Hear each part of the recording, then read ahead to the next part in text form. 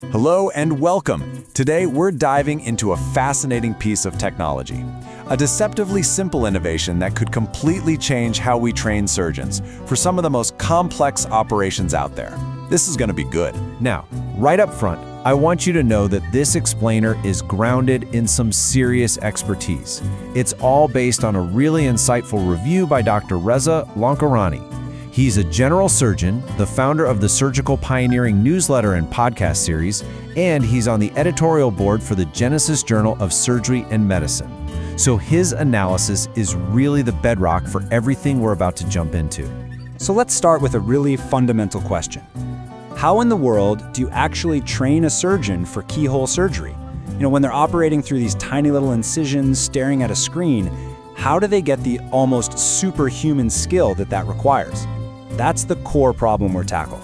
And here's our game plan.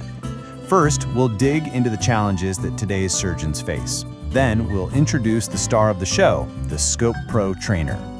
After that, we'll see how it was really put through its paces, what the actual data showed us, and finally, we'll zoom out and think about what this all means for the future of surgical training. Okay, so first things first, let's really set the stage here, because the world of minimally invasive surgery, well, it's incredibly demanding. Yeah, these are not skills you're just born with. Not at all. A surgeon has to learn how to move and operate in a 3D space, but they're doing it while looking at a flat 2D screen. It takes this entirely different level of hand-eye coordination and, just incredibly fine motor control. To get those skills, trainees rely on simulators. Now, on one hand, you've got these super high-tech, very expensive virtual reality simulators.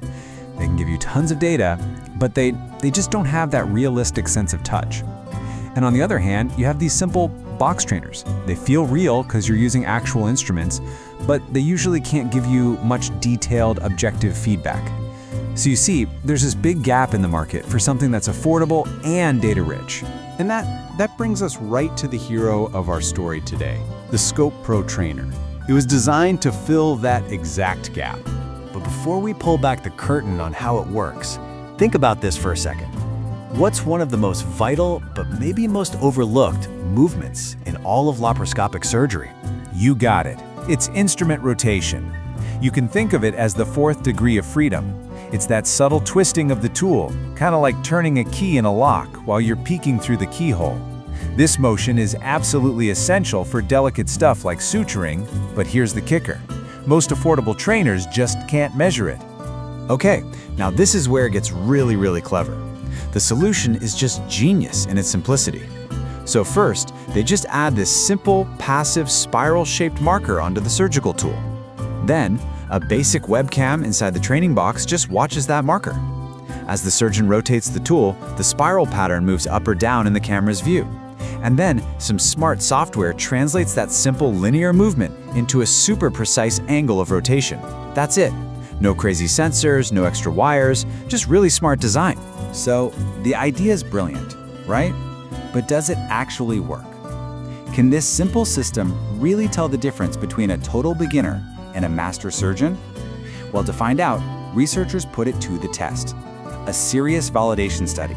They brought in 32 people and split them into 3 really clear groups based on their real-world experience. You had the experts, surgeons who'd done over 100 procedures, the intermediates, who had done fewer than 10, and then the novices, medical students with absolutely zero laparoscopic experience. And everyone had to perform 3 standardized tasks that are, the bread and butter of surgical training. These aren't just games, they test core skills. There's a peg transfer for coordination, pattern cutting for precision, and the one everyone dreads, tying a knot inside the body, which tests really advanced dexterity. All right, so the test is set. We've got our 3 skill levels, 3 tough tasks, and the system is tracking every single move. So, what did the data actually show? This is where it just gets visually incredible. The system mapped out the paths the instruments took, and you can literally see the skill gap. A novice's path, it looks like a chaotic scribble, just movements all over the place. But the expert's path, it's tight, it's compact, it's efficient.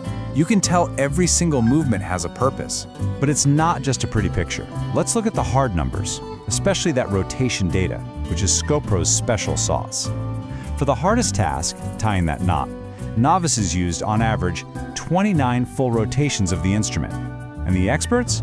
They did the exact same task in just over 12 turns.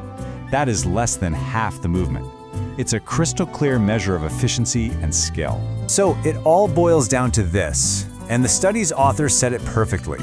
The better you are, the less you move, especially when it comes to rotation. The ScopePro Trainer didn't just guess this, it measured it precisely. This is so much more than just a clever gadget, though.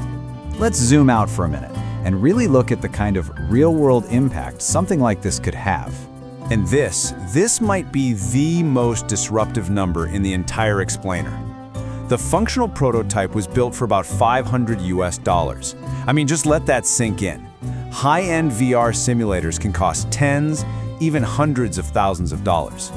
This puts elite, data-driven training within reach for basically any medical school or resident anywhere in the world. So, let's just tie it all together. Why does ScopePro matter? Well, it gives you the kind of objective, data-driven feedback you'd expect from a super expensive system at a tiny fraction of the cost.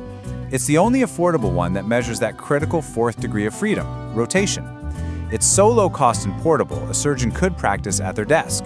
And by giving better feedback, it could help people learn faster and more effectively, which at the end of the day could lead to better outcomes and improve safety for all of us as patients. It really leaves us with this powerful final thought, doesn't it? With technology like this, could the next great surgeon perfect their skills not in some multi-million-dollar simulation lab, but from their own desk? The possibilities are just incredible. As we wrap up, I just want to reiterate that this explainer was based on a profound review by Dr. Reza Lankarani, an editorial board member of the Genesis Journal of Surgery and Medicine. If you want to dive even deeper, you can access more details through the Surgical Pioneering Podcast Series application. The link is right there on your screen. Thank you so much for joining me.